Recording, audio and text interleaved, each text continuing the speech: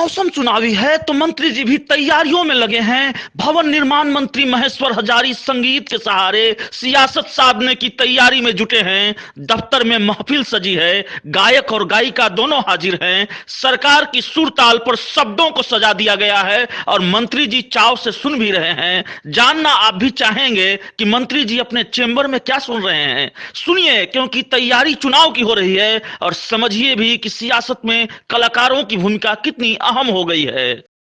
हमें तो लूट लिया मिलके हाथ वालों ने, बड़े बड़े नेता ने, लालटेन वालों ने। हमें तो लूट लिया मिलके हाथ वालों ने, लालटेन वालों ने, बड़े बड़े नेता ने। कहते थे हमको सत्ता में लेकर आओ, तुम्हें भी आजमाया है हमें भी आजमाओ। अरे भैया, हमने 15 साल के जंगल राज में क्या पाया था? कहीं भूख था, कहीं गरीबी था, कहीं मेरी मां बहन बेटी के साथ मन चले छेड़खानी करता था। इसलिए तो कहते भैया फिर सुधरने का हम लोग का टाइम आ गया है। धर्म के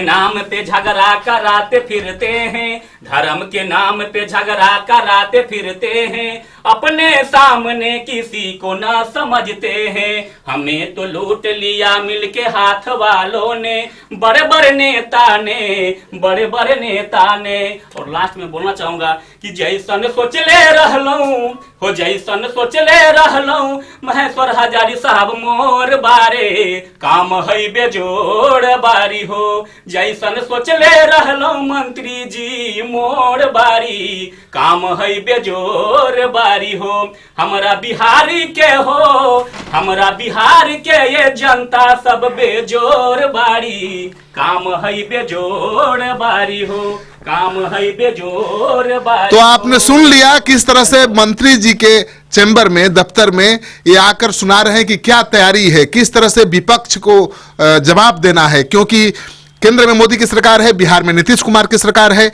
और ऐसे में दोनों सरकार की उपलब्धियों को जनता के बीच ले जाना है, विरोधियों की जो खामियां हैं उसको उजागर करना है। तो मंत्री केवल विभाग ही नहीं देखते हैं, बल्कि इनकी जिम्मेदारी ये भी है कि पार्टी को जीत दिलाई जाए लोकसभा के चुनाव में। तो भले लोकसभा चुनाव नहीं लड़ रहे हैं, लेकिन लोकसभा चुनाव की तैयारी में जुटे हुए हैं दिन रात और ये चाहते हैं कि पार्टी को सफलता मिले, महागठबंधन को चुनौती दे सकें इनकी पार्टी।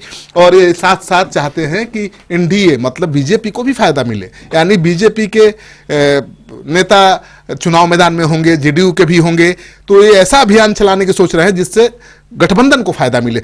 मंत्री जी, क्या योजना है? देखिए, आने वाला लोकसभा चुनाव में हम लोग मजबूती के साथ एनडीए सभी सीटों पर चुनाव लड़ेगी और सीट चिन्हित हो जाने के बाद जो जो हमारे उम्मीदवार हैं तो एनडीए के तरफ से हम लोग सारी तैयारियां की हैं।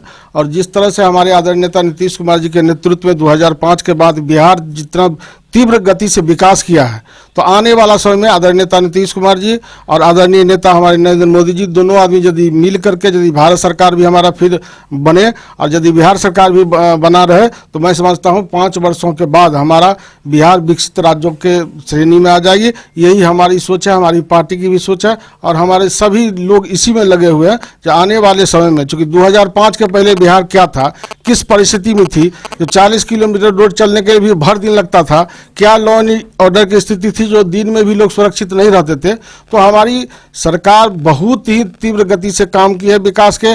आदरणीय नेता नीतीश कुमार जी की जो सोच थी, जो बिजली के क्षेत्र में काम हुआ वो ऐतिहासिक हुआ, जो पुल पुलिया के क्षेत्र में काम हुआ वह भी ऐतिहासिक हुआ, जो रोड के क्षेत्र में काम हुआ वह ऐतिहासिक काम हुआ।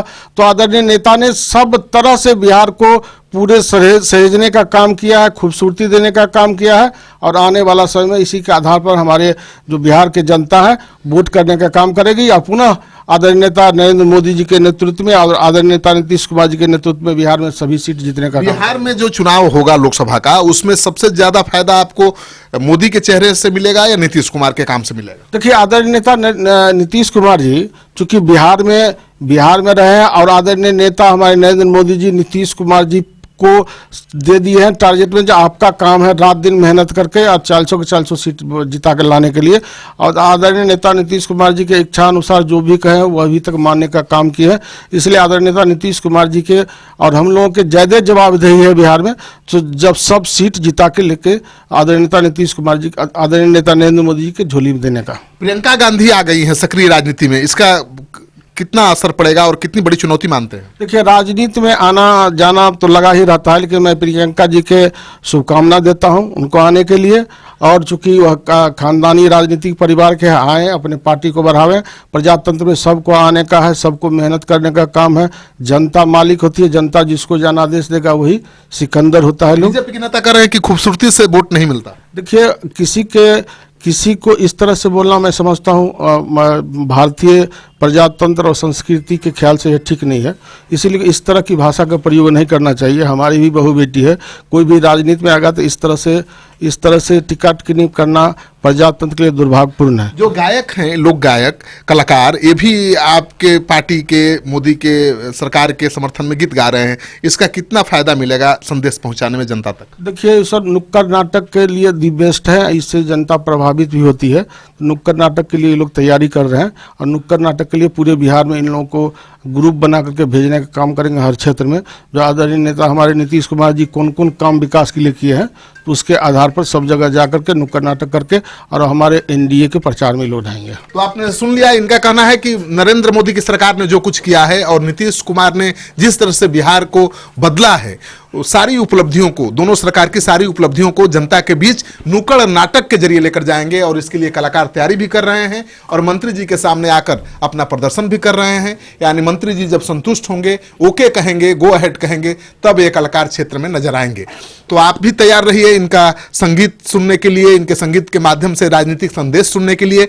आपको ये कार्यक्रम अच्छा लगे और मंत्री जी का ये कार्यक्रम, चुनावी कार्यक्रम पसंद आए तो अपने दोस्तों के साथ इस वीडियो को जरूर शेयर करिए। अगर आपने अब तक हमारा यूट्यूब चैनल सब्सक्राइब नहीं किया है तो जरूर कर लीजिए और आप इस कार्यक्रम को पीटीएन न्यूज चैनल पर भी देख सकते हैं।